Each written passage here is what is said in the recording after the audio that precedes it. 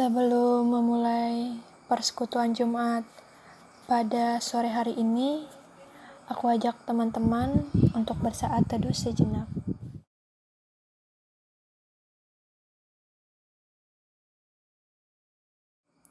Kita bersyukur akan kasih Allah yang begitu besar kepada kita, yang indah dan terbatas.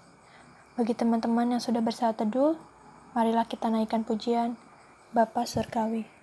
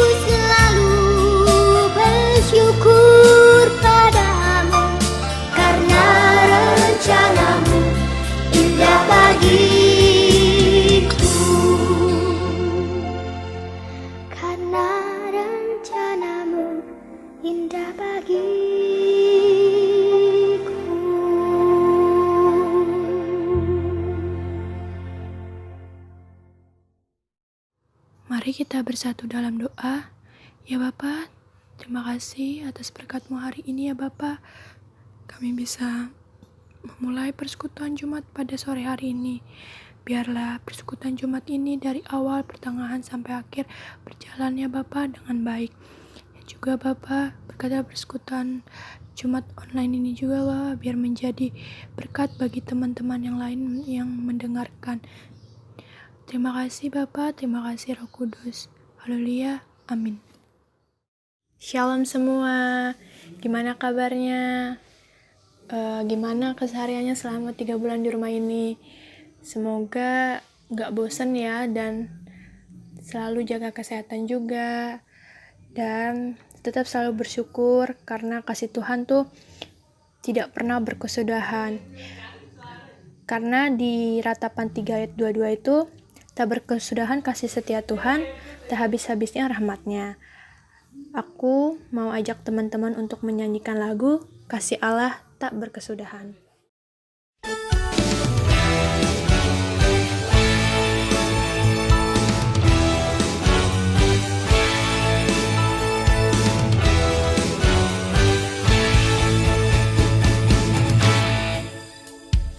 Kasih Allah tak berkesudahan, selalu baru setiap pagi. Rahmatnya pun tak pernah berakhir seumur hidupku.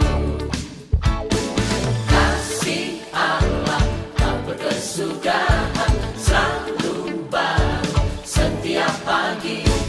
Rahmatnya pun tak pernah berakhir seumur hidupku.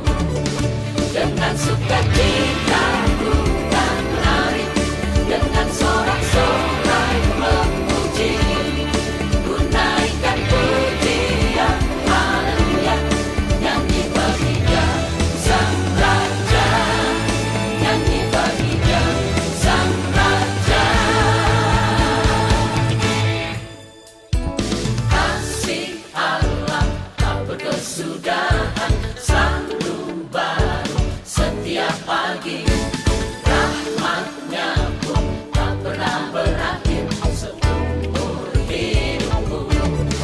Dengan sukacita ku kan menari, dengan sorak-sorai memuji, ku naikkan pujian, haleluya, nyanyi bagi Dia Sang Raja, nyanyi bagi Dia Sang Raja. Selamanya.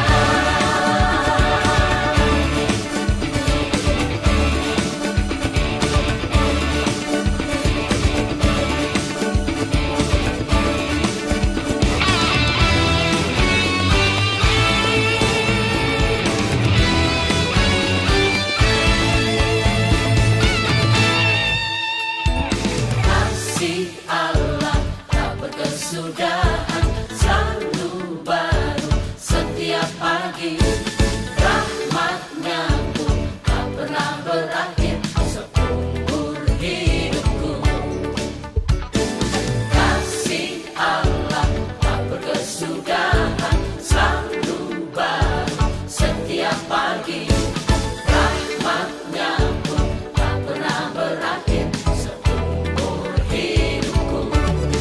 Dengan sukacita ku kan menari, dengan sorak-sorai memuji, ku naikkan pujian, haleluya, nyanyi bagi Dia Sang Raja, nyanyi bagi Dia Sang Raja. Dengan sukacita ku kan menari, dengan sorak-sorai memuji, ku naikkan pujian,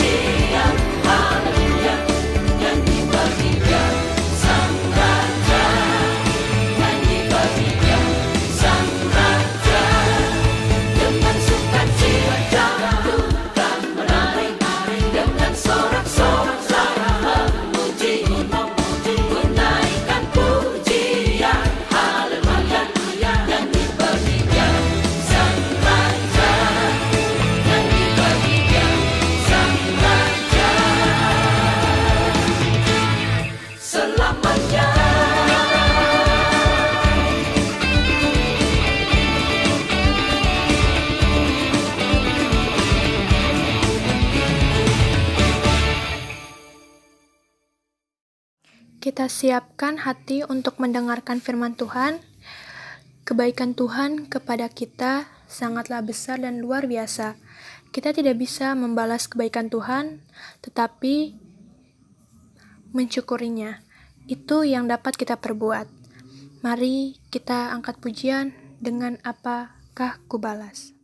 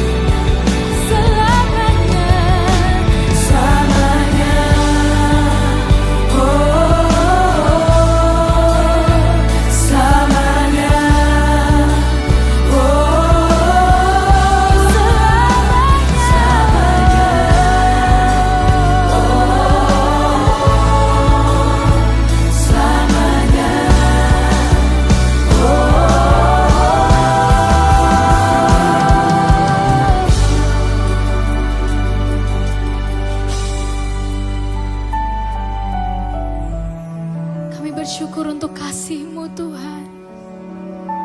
Kasih-Mu besar buat setiap kami Tuhan.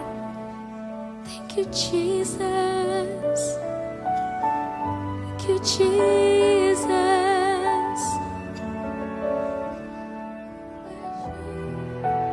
Mari sama-sama naikkan pujian ini. Dengan apa kan ku balas segala kebaikan-Mu? Segenap hatiku menyembah-Mu Yesus. Ku bersyukur padamu. Dengan apa kan ku balas segala kebaikan-Mu? Segenap hatiku menyembah-Mu Yesus. Ku bersyukur padamu. Dengan apa kan ku balas segala kebaikan-Mu? Segenap hatiku menyembah-Mu Yesus. Ku bersyukur padamu selamanya, selamanya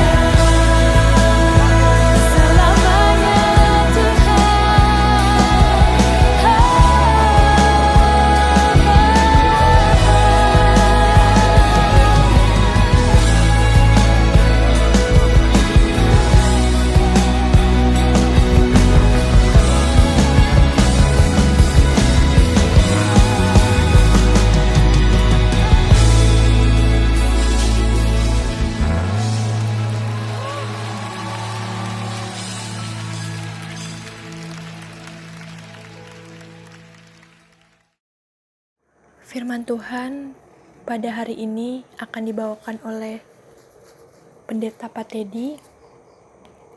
Untuk teman-teman, selamat mendengarkan. Shalom, rekan-rekan mahasiswa-mahasiswi Pon IT yang saya kasihi. Walaupun kita berjumpa secara online hari ini, tapi saya percaya kuasa Tuhan tidak pernah terbatas oleh jarak dan waktu. Amin. Sebelum kita mendengarkan kebenaran firman Tuhan, kita berdoa terlebih dahulu. Bapa, di dalam nama Tuhan Yesus, kami ucap syukur kalau hari ini kami boleh mendengarkan kebenaran firman Tuhan. Urapi hamba-Mu, urapi kami semua. Berikan kami telinga seorang murid Tuhan yang mau duduk diam mendengar firman Tuhan. Bahkan bukan hanya kami jadi pendengar, tapi kami menjadi pelaku-pelaku firman Tuhan. Biar benih firman Tuhan ini boleh berakar, bertumbuh, dan berbuah lebat dalam kehidupan kami. Roh Kudus, jamah kami, urapi kami. Di dalam nama Yesus kami berdoa. Haleluya. Amin. Sekali lagi shalom. Hari ini kita akan belajar tentang pribadi Roh Kudus dan sikap kita terhadap Roh Kudus. Kita harus mengenal akan Roh Kudus dulu, sehingga kita bisa merindukannya, bahkan menghargai kehadirannya dan karyanya di dalam kehidupan kita. Karena itu bagi anak-anak muda penting sekali mengenal akan Roh Kudus terlebih dahulu, sehingga kita bisa merindukan karyanya, kehadirannya dalam kehidupan kita. Ada pepatah mengatakan tak kenal maka tak sayang. Nah, anak muda sejak dari sekaranglah mengenal siapa itu pribadi Roh Kudus, sehingga sikap kita bisa benar terhadap Roh Kudus. Roh Kudus adalah suatu pribadi. Pribadi adalah sesuatu yang mempunyai 3 hal, yaitu akal, perasaan, dan kehendak. Sama seperti halnya manusia.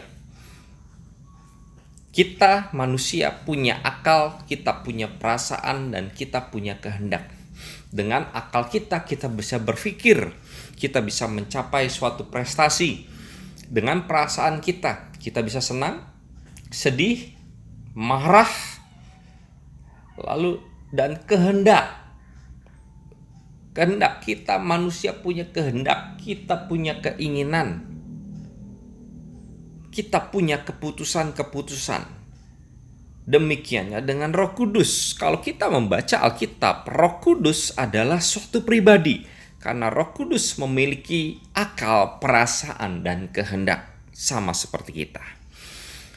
Roh Kudus memiliki akal. 1 Korintus 2 ayat 10 mengatakan, karena kepada kita Allah telah menyatakannya oleh Roh, sebab Roh menyelidiki segala sesuatu, bahkan hal-hal yang tersembunyi dalam diri Allah. Perhatikan kata sebab. Roh menyelidiki segala sesuatu. Untuk menyelidiki segala sesuatu diperlukan akal budi. Sama seperti halnya seorang detektif yang menyelidiki sebuah kasus. Untuk menyelidiki sebuah kasus, ia harus menggunakan akal budinya. Oke, jadi jelas Roh Kudus memiliki akal. Lalu Roh Kudus memiliki perasaan. Efesus 4 ayat 30 mengatakan bahwa Roh Kudus bisa berduka. Roh Kudus juga punya perasaan. Dia bisa bersedih, dia bisa berduka. Lalu Roh Kudus memiliki kehendak. 1 Korintus 12 ayat 11 mengatakan, tetapi semuanya ini dikerjakan oleh Roh yang satu dan yang sama, yang memberikan karunia kepada tiap-tiap orang secara khusus seperti yang dikehendakinya. Bahkan dalam Kisah Para Rasul 16 ayat 6-10 tentang Rasul Paulus yang mengikuti kehendak daripada Roh Kudus. Di situ dikatakan bahwa Roh Kudus mencegah mereka, Paulus dan teman-teman, untuk memberitakan Injil di Asia. Jadi kita dapat menyimpulkan bahwa Roh Kudus itu suatu pribadi sama seperti kita suatu pribadi. Manusia adalah pribadi yang bertubuh, sedangkan Roh Kudus adalah pribadi yang tidak bertubuh. Roh Kudus eksis, Roh Kudus ada walaupun Roh Kudus tidak nampak. Karena namanya juga roh. Ia tidak kelihatan. Seperti angin yang bertiup. Kita tidak bisa melihat wujud angin, tetapi kita bisa merasakan kehadiran kesejukan angin di sekeliling kita. Sama seperti halnya Roh Kudus. Kita tidak bisa lihat wujud daripada Roh Kudus, tetapi kita bisa merasakan kehadiran daripada Roh Kudus dalam kehidupan kita. Roh Kudus merupakan bagian Allah Tritunggal, yang artinya 3 pribadi tetapi satu hakikat. Kekristenan percaya bahwa Allah itu satu, Allah itu Maha Esa. Kekristenan tidak mempunyai 3 Allah. Itu yang sering disalahartikan oleh orang-orang di luar kekristenan. Ya, kekristenan percaya dengan Allah yang Maha Esa, Allah yang satu, yaitu Allah Tritunggal, Bapa, Anak, dan Roh Kudus, 3 pribadi di dalam satu. Kebenaran ini memang dalam dan melampaui akal budi kita, namun ajaran ini berdasarkan pernyataan ilahi dalam Alkitab. Ilustrasi dari Allah Tritunggal adalah suatu segitiga terdiri dari 3 garis lurus yang sama panjangnya, atau saya mau katakan segitiga sama sisi yang saling berhubungan. Kalau 3 garis lurus tidak berhubungan, tidak akan berbentuk satu segitiga. Jadi 3 garis ini harus berhubungan sehingga membentuk satu segitiga. Itulah sebabnya kalau kita membicarakan Allah Tritunggal, maka itu harus ada dalam suatu hubungan atau relasional. Bukan suatu hubungan yang hierarkis, siapa yang lebih tinggi, siapa yang besar, siapa yang lebih rendah. Roh Kudus, Yesus, dan Bapa sama. Tidak ada yang lebih tinggi, tidak ada yang lebih rendah. Kedudukan mereka sama karena mereka adalah Allah. Bapa adalah Allah, Yesus adalah Allah, dan Roh Kudus juga Allah. Kalau kita berbicara tentang Roh Kudus, kita tidak bisa melepaskan dari Allah Bapa dan Yesus Kristus. Sekali lagi, mereka berhubungan. 3 pribadi dalam satu hakikat. Contohnya, dalam keselamatan. bahwa Allah Bapa yang merencanakan keselamatan, Allah Anak yang melaksanakan atau menuntaskan, sedangkan Roh Kudus yang mengenakan keselamatan itu kepada manusia berdosa. Oke, jadi Allah Bapa, Anak, dan Roh Kudus saling berhubungan. Tidak bisa dipisahkan. Dan mereka tidak ada yang lebih rendah dan tidak ada yang lebih besar. Semua sama. Karena mereka semua adalah Allah. Bapa adalah Allah, Yesus Allah, Roh Kudus juga adalah Allah. Roh Kudus dia memiliki sifat-sifat Allah. Misalnya, Roh Kudus itu kekal. Bukan hanya itu, Roh Kudus juga Maha Tahu. Lalu, Roh Kudus itu Maha Hadir atau omnipresent. Dia satu pribadi tapi dia bisa hadir di mana-mana. Dia bisa hadir di sini, dan waktu bersamaan juga dia bisa hadir di tempat yang lain. Karena itu Roh Kudus adalah Allah karena dia memiliki sifat-sifat Allah. Itulah sedikit tentang Allah Tritunggal. Karena kalau kita bicara tentang pribadi Roh Kudus, kita tidak bisa melepaskannya dari ajaran atau keyakinan Allah Tritunggal. Lalu kita akan lihat Roh Kudus dalam Perjanjian Lama dan Perjanjian Baru. Dalam Perjanjian Lama, kehadiran Roh Kudus itu sudah ada sebelum segala sesuatu ada. Dalam Perjanjian Lama kita menemukan istilah Roh Kudus itu adalah Roh Allah atau Roh Tuhan. Bahkan karya Roh Kudus dalam Perjanjian Lama, Roh Kudus ia terlibat dalam penciptaan alam semesta dan penciptaan manusia. Contoh dalam Kejadian 1 ayat 2 dikatakan bahwa Roh Allah melayang-layang di atas permukaan air. Artinya ia terlibat menciptakan alam semesta. Lalu Kejadian 2 ayat 7. Ketika itulah Tuhan Allah membentuk manusia dari debu tanah dan menghembuskannya nafas hidup ke dalam hidungnya. Demikianlah manusia itu menjadi makhluk hidup. Jelas di sini bahwa penciptaan manusia, maka Allah mengembuskan nafasnya. Nafasnya itu rohnya. Dan itu adalah Roh Allah, Roh Kudus yang menghidupkan manusia itu menjadi makhluk yang hidup. Lalu kalau kita lihat dalam Perjanjian Lama, bahwa peranan Roh Kudus ia menetapkan orang-orang tertentu atau orang-orang pilihannya untuk menuntaskan rencana Allah. Contoh, hakim-hakim. Mereka dipilih Tuhan dan mereka dipenuhi oleh Roh Kudus. Otniel, Gideon, Simson, bahkan raja-raja Israel seperti Saul, dia dipenuhi oleh Roh Allah. Raja Daud, Nabi Samuel mengurapi Daud dan sejak itulah berkuasa Roh Kudus, Roh Tuhan atas Daud. Bahkan nabi-nabi yang terkenal, Daniel, dikatakan Daniel dipenuhi oleh roh yang luar biasa. Yosua dipenuhi oleh roh kebijaksanaan, yaitu Roh Allah. Di sini kita lihat bahwa hanya orang-orang tertentu yang telah dipilih Allah dan kemudian Roh Allah memenuhi mereka, menguasai mereka, memberikan kemampuan-kemampuan kepada mereka. Kesimpulannya adalah Roh Kudus dalam Perjanjian Lama itu berkarya hanya terbatas pada orang-orang tertentu atau pilihan. Nah, kita akan lihat Roh Kudus dalam Perjanjian Baru. Ada perbedaan yang cukup besar antara karya Roh Kudus dalam Perjanjian Baru dan Perjanjian Lama. Dalam Perjanjian Baru, Roh Kudus berkarya untuk semua orang yang percaya kepada Yesus. Sedangkan dalam Perjanjian Lama hanya kepada orang-orang tertentu saja. Yohanes 7 ayat 39. Yesus sendiri menyampaikan kebenaran firman ini. Yang dimaksudkannya ialah roh yang akan diterima oleh mereka yang percaya kepadanya. Sebab roh itu belum datang karena Yesus belum dimuliakan. Garis bawahi mereka yang percaya kepadanya, kepada Yesus.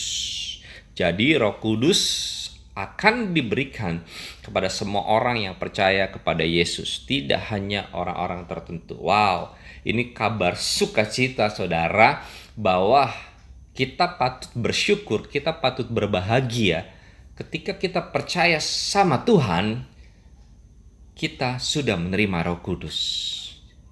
Dan itu adalah saya dan saudara. Ketika saudara percaya Yesus adalah Tuhan, Roh Kudus hadir dalam kehidupan Anda. Amin.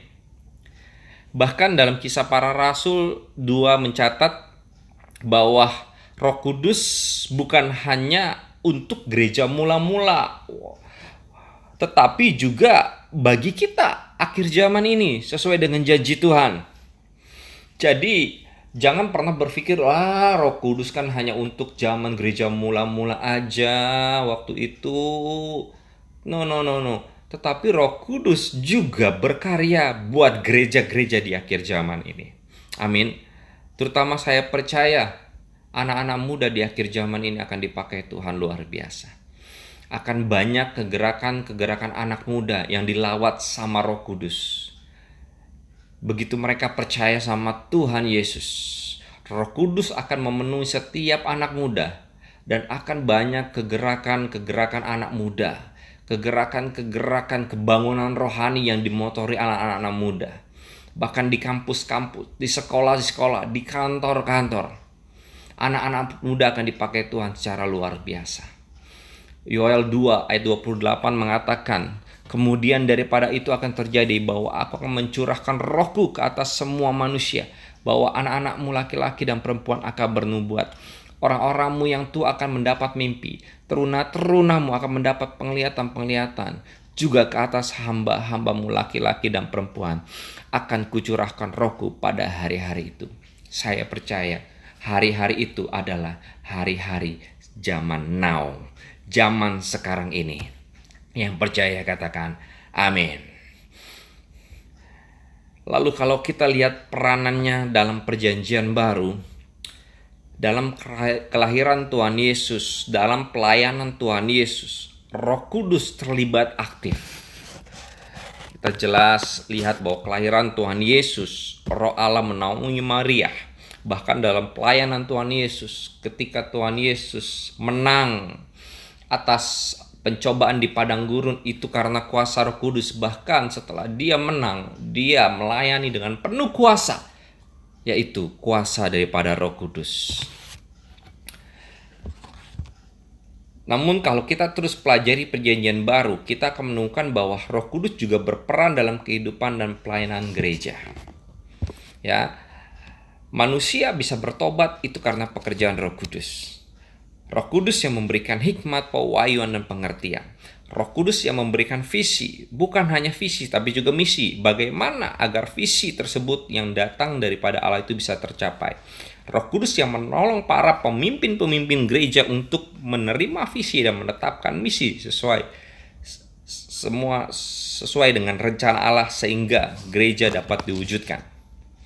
Roh Kudus juga yang memberikan karunia-karunia, dia yang memperlengkapi gereja-gerejanya untuk pertumbuhan gereja, kuasa untuk menolong gereja untuk perkabaran Injil, kuasa untuk menolong gereja bisa hidup dalam proses berbuah dan mengambil bagian dalam proses persatuan tubuh Kristus. Apalagi kalau kita membaca dari awal perjanjian baru, Kisah Para Rasul. Kisah Para Rasul adalah buku sejarah gereja yang pertama. Sangat jelas disaksikan di sana bahwa Roh Kuduslah yang melahirkan gereja. Roh Kuduslah yang memberikan kuasa kepada orang percaya. Roh Kudus yang membuat gereja bisa bertumbuh, bisa berkembang, bisa bertambah, bahkan bertahan pada masa-masa sukar. Lalu kita akan belajar tentang peranan Roh Kudus dalam kehidupan kita pribadi. Yang pertama, Roh Kudus sebagai penolong kita. Yohanes 14 ayat 16 ayat 17 dikatakan, aku akan meminta kepada Bapa dan ia akan memberikan kepadamu seorang penolong yang lain, supaya ia menyertai kamu selama-lamanya, yaitu Roh kebenaran.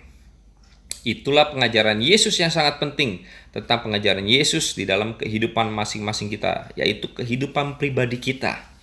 Jadi Roh Kudus bekerja bukan hanya di zaman gereja mula-mula di zaman Yesus, tapi juga Roh Kudus bekerja dalam kehidupan kita pribadi kita hari ini masing-masing.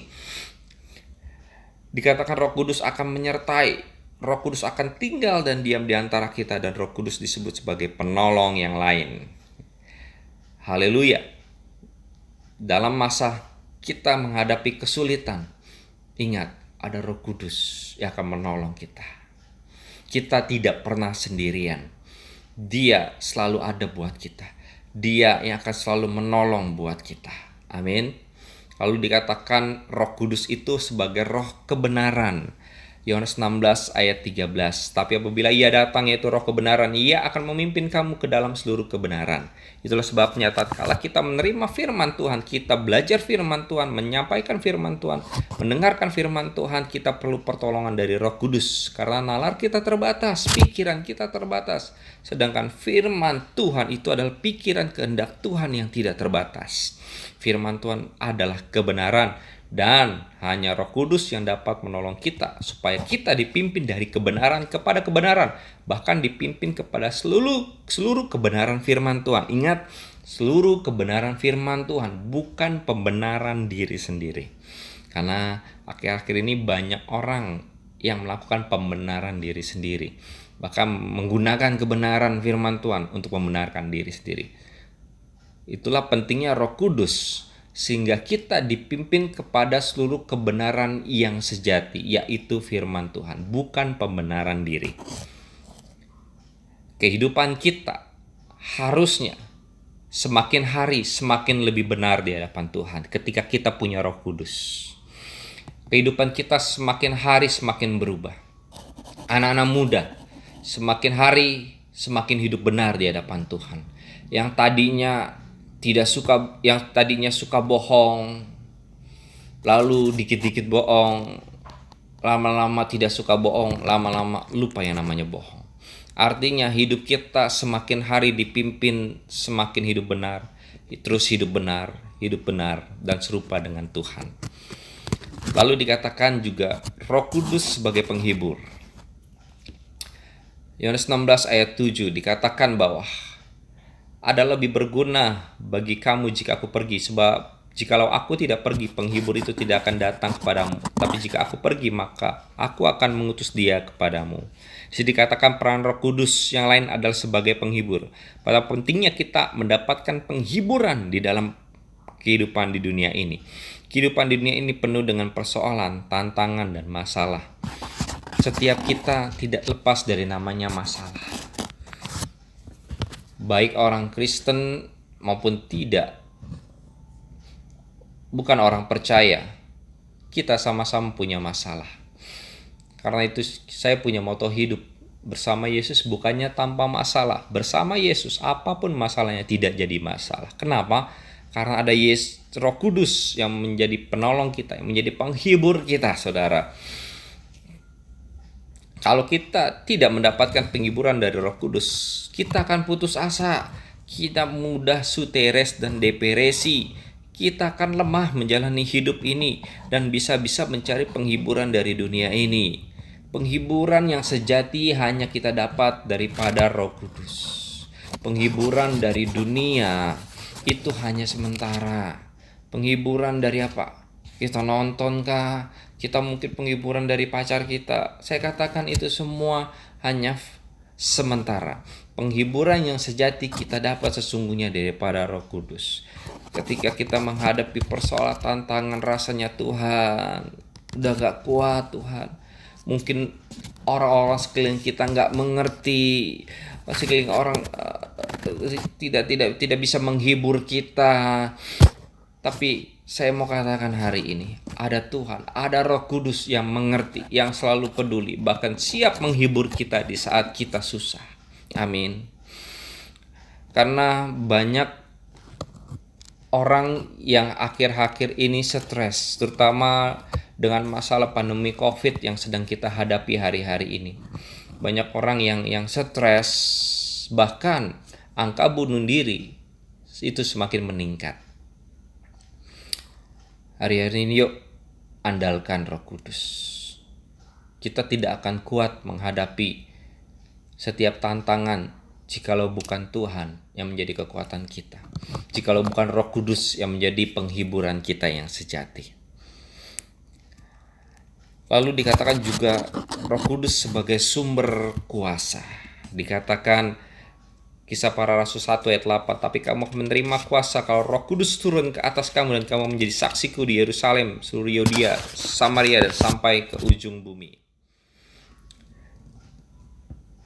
Kalau Roh Kudus turun ke atas kita, tinggal dalam kita, kita menerima kuasa Allah. Roh Kudus mengaruniakan kuasanya, baik kepada Yesus, kepada gerejanya, dan bahkan juga kepada kita, untuk mendemonstrasikan superioritas kuasa Allah terhadap kuasa-kuasa kegelapan dan segala aspek manifestasinya.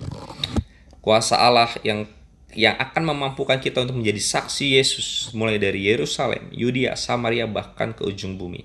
Menjadi saksi di Yerusalem seringkali juga ditafsirkan menjadi saksi di tengah-tengah keluarga. Saya percaya hari ini kita sering banyak belajar di rumah, bekerja di rumah, beribadah di rumah. Rumah berbicara tentang keluarga. Tuhan sedang memperkuat keluarga-keluarga di akhir zaman. Saya percaya pemulihan akan dimulai dari keluarga. Saksi Kristus dimulai dari Yerusalem, keluarga. Nah, sekarang kita akan belajar tentang dampak kehadiran Roh Kudus. Dampak kehadiran Roh Kudus, doa kita akan diubahkan. Ada sesuatu yang secara signifikan kita rasakan waktu Roh Kudus hadir dalam kehidupan kita, yaitu doa kita diubah.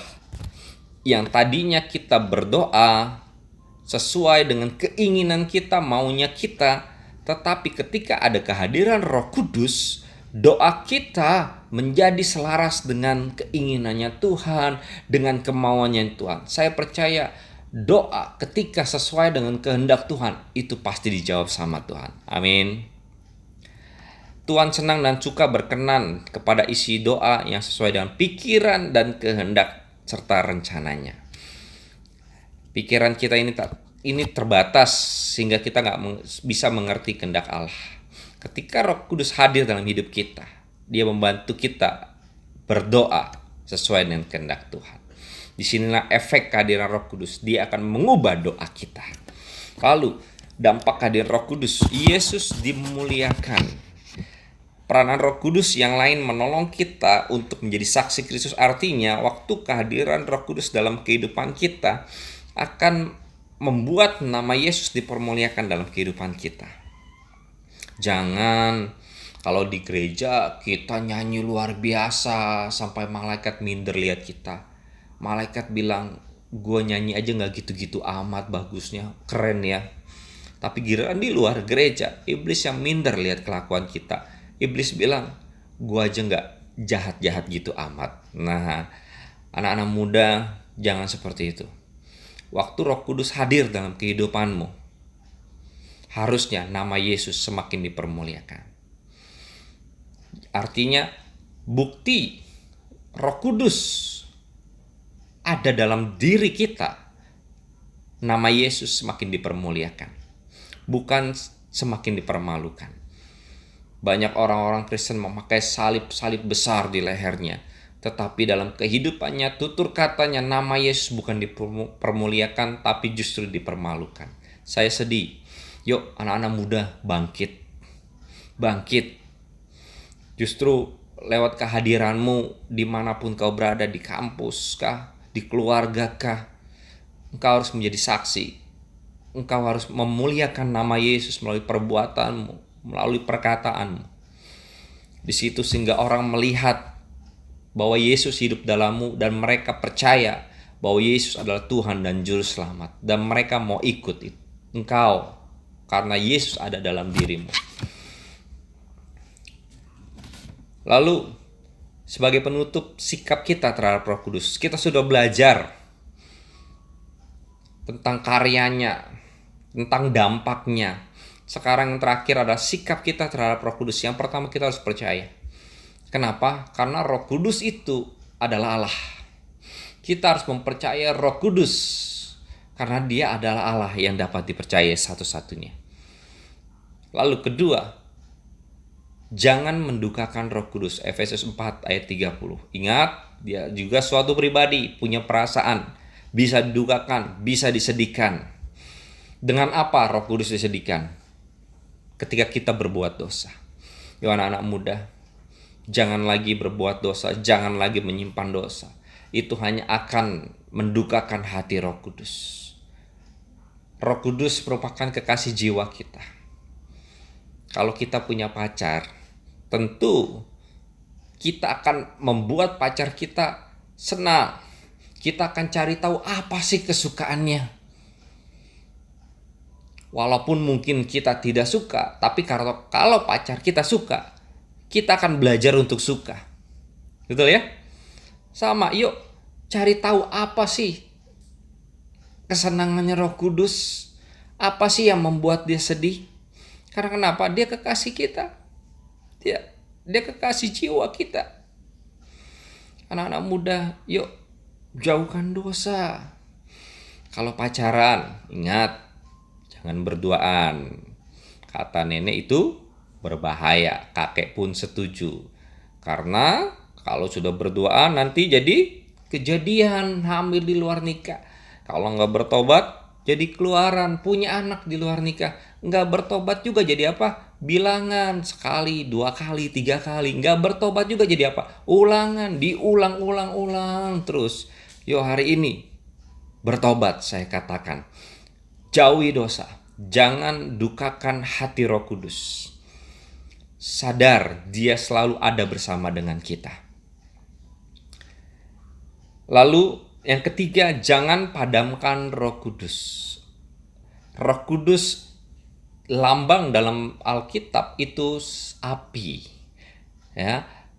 Saya mau katakan Roh Kudus juga seperti bahan bakar setiap orang percaya untuk bergerak, untuk bertumbuh, untuk berbuah, untuk bergerak kita menginjil, untuk kita bertumbuh semakin serupa sama Kristus.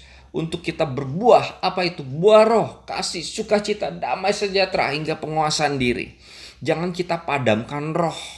Dengan apa? Dengan kemalasan kita. Untuk kita tidak mau bertumbuh. Dengan kemalasan kita tidak mau mengembangkan potensi talenta kita. Hei anak-anak muda, yuk jangan malas. Jangan cinta akan kenyamanan. Karena saya percaya tidak ada pertumbuhan di zona nyaman. Yuk hari-hari ini anak-anak muda, jangan padamkan roh, tapi justru bangkitkan gairahmu di dalam Tuhan. Terus bertumbuh, terus bergerak maju, memberitakan perkabaran Injil, bahkan terus berbuah di dalam Tuhan. Bahkan kita harus terus punya rindu, rasa lapar, haus akan Tuhan, untuk kenal Tuhan semakin hari semakin lebih dalam lagi. Lalu yang terakhir, keempat, jangan menghujat Roh Kudus. Menghujat Roh Kudus adalah sebuah proses sampai akhir hidup kita. Kita tetap mengeraskan hati kita. Kita tidak mau menerima Tuhan. Kita tidak mau dengar-dengaran akan suara Tuhan. Sampai suatu titik akhir hidup kita tidak mau bertobat. Karena itu dikatakan orang yang menghujat Roh Kudus tidak akan diampuni dosanya. Yuk, hari ini kita belajar banyak tentang pribadi Roh Kudus dan sikap Roh Kudus. Biar kiranya itu menjadi berkat, bahkan menjadi rema bagi kita hari ini. Anak-anak muda, yuk bangkit. Kita punya kuasa dalam Roh Kudus. Sekali lagi saya percaya anak-anak muda akan dipakai Tuhan luar biasa. Mari kita berdoa. Tuhan, terima kasih kami boleh belajar kebenaran firman Tuhan tentang pribadi-Mu, tentang pribadi Roh Kudus. Ajar kami Tuhan untuk menghargai, untuk menghormati kehadiran-Mu dan karya-Mu dalam kehidupan kami Tuhan. Kami mau percaya, kami mau tidak mendukakan Engkau, kami mau tidak memadamkan Engkau, dan kami mau tidak menghujat Engkau Tuhan.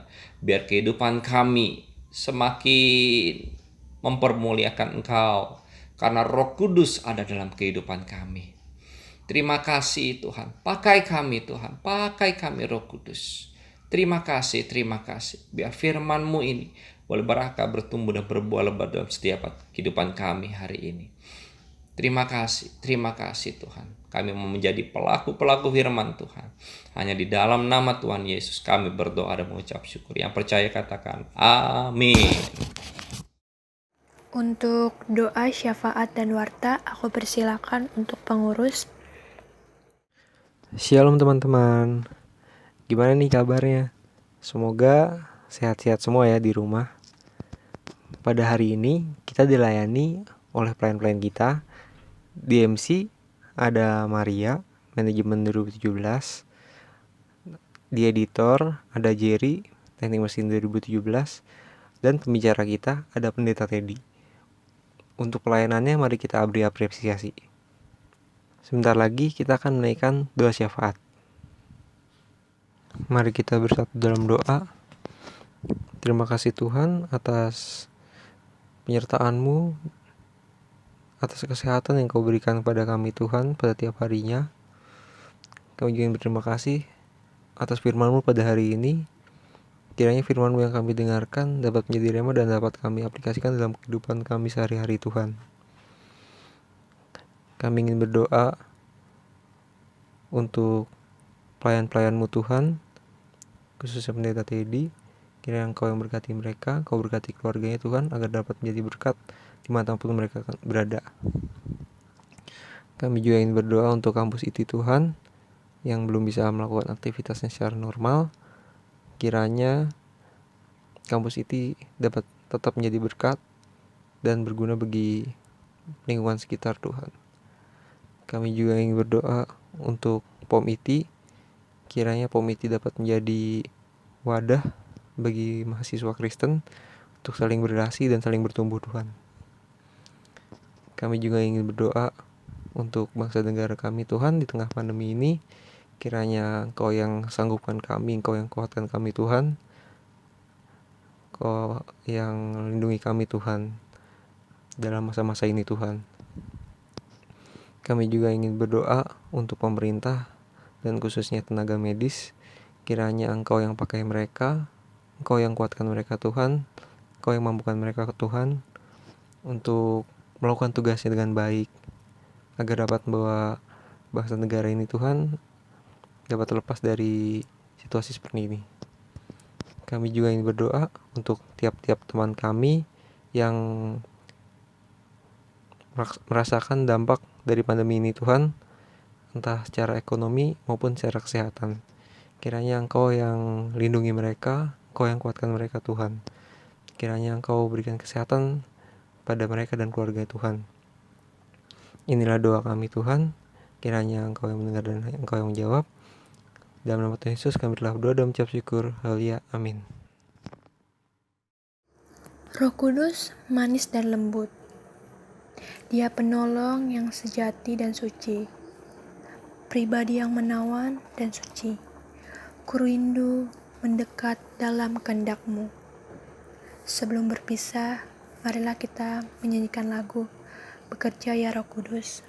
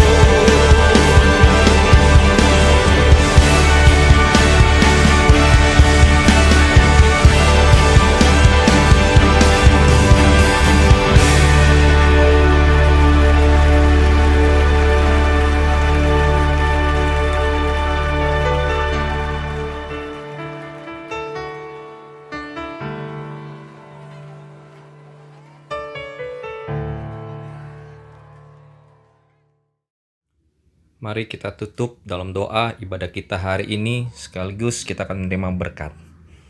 Bapa, di dalam nama Tuhan Yesus, kami mengucap syukur buat ibadah kami hari ini Tuhan. Biar hadirat Tuhan menjamah setiap hati kami. Hamba-Mu berdoa Tuhan untuk POM ITI. Kau pakai Tuhan POM ITI di tempat ini menjadi saluran berkat Tuhan, sehingga nama Tuhan dipermuliakan. Perlengkapi mereka Tuhan dengan karunia-karunia daripada Roh Kudus, sehingga banyak jiwa yang dimenangkan, banyak anak-anak muda yang dimenangkan, bahkan kampus ITI dimenangkan. Kau berkati setiap kepengurusan yang ada. Berikan terus kesatuan hati, unity antar mereka Tuhan. Terus mereka kuat menghadapi segala tantangan. Kau berkati Tuhan juga bangsa negara kami. Kami berdoa untuk presiden kami, wakil presiden, segenap menteri MPR, DPR, sipil, militer, tingkat tertinggi sampai terendah. Biar kami juga terus bersatu hati untuk mengatasi, melawan COVID-19 ini. Kami berdoa Tuhan di dalam nama Yesus Tuhan. Biar virus COVID ini juga cepat berlalu dari bangsa kami bagi dunia ini Tuhan. Berkati Tuhan anak-anak-Mu Tuhan. Perlindungan Tuhan sempurna bagi setiap anak-anak-Mu. Terima kasih Tuhan, terima kasih. Mari kita terima berkat daripada Tuhan, angkat kedua tangan kita. Tuhan memberkati dan melindungi engkau. Tuhan menyinari engkau dengan wajahnya, memberi engkau kasih karunia. Tuhan menghadapkan wajahnya kepadamu dan memberi engkau damai sejahtera. Terima berkat daripada Allah Bapa melalui perantaraan anaknya yang tunggal Tuhan kita Yesus Kristus. Bahkan persekutuan penghiburan oleh kuat kuasa Roh Kudus menyertai kita. Mulai hari ini, Tuhan menjemput kita kembali di awan-awan, bahkan untuk kekal selama-lamanya. Di dalam nama Tuhan Yesus, mari kita semua yang percaya katakan, amin. Aku ajak teman-teman untuk bersaat teduh sejenak.